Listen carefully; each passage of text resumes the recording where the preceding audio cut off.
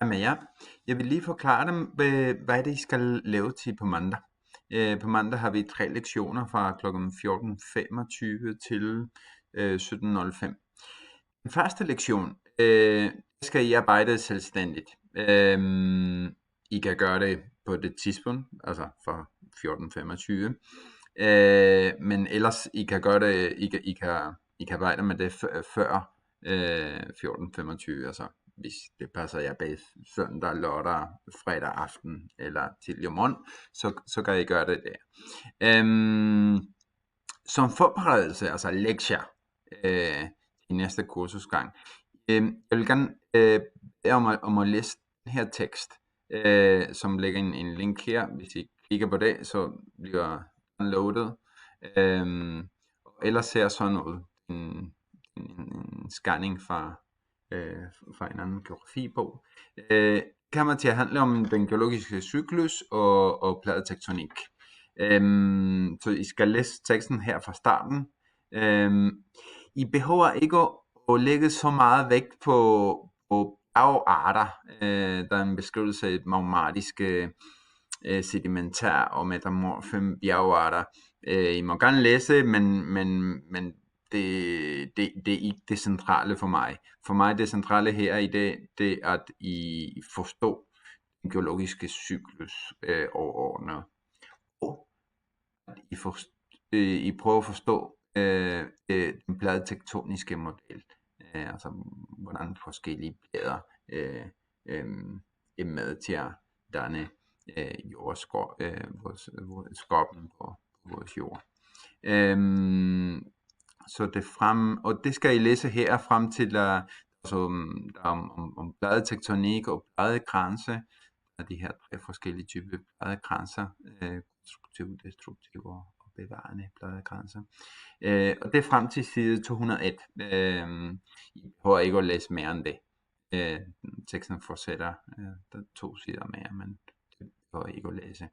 I må gerne læse den, hvis I synes, det er interessant selvfølgelig.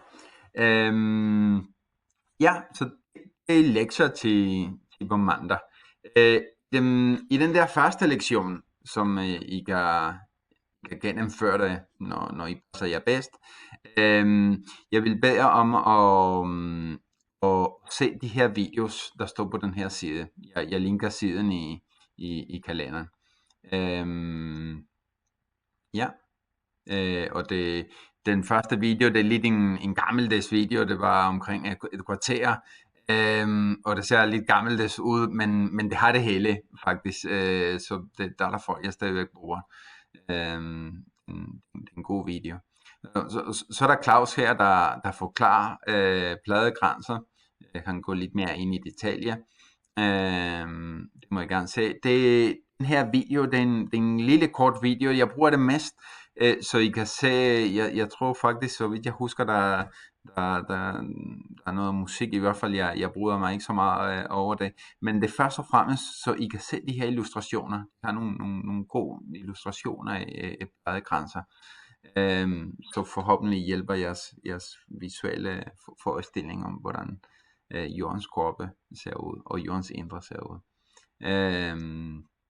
Og så er der en video til med Claus om den geologiske cyklus, som har at gøre med alle de sedimenter, det vil sige sand og ler og mineralske partikler, der flytter rundt i jordens overflade, for at være i toppen, for at være en sten i toppen af et bjerg, til at være noget sand i havbunden, og så til at blive slået under under jordens overflade og blive lava for eksempel, ikke? Og op igen. Det er det der geologiske cyklus, I kommer til her. Og her er et eksempel på, hvordan for eksempel naturen, i det her tilfælde ulve, kan påvirke den geologiske cyklus og jordens overflade. Så det er det, jeg vil gerne have, I laver i løbet af den første lektion. Anden og tredje lektion, vi mødes sammen online, Jeg vil gerne have først og fremmest, at I forbereder nogle spørgsmål til mig. Måske der er nogle begreber eller nogle processer, som I vil gerne have, at jeg uddyber eller forklarer videre. Det er i hvert fald det vi starter med, og så vi tager det derfra. Jeg skal nok give jer nogle ekstra opgaver, når vi mødes sammen via online undervisning på mandag. Ja, har I nogle spørgsmål? Skriv til mig. I kan sagtens skrive til mig via Canvas. Og så skriv til mig gerne, hvis I har udfordringer med Teams. Ja, jeg skal nok lægge en link af den konferencerum eller Teams-rum, vi kommer til at bruge på mandag. Og det link, det lægger jeg i kalender under dagens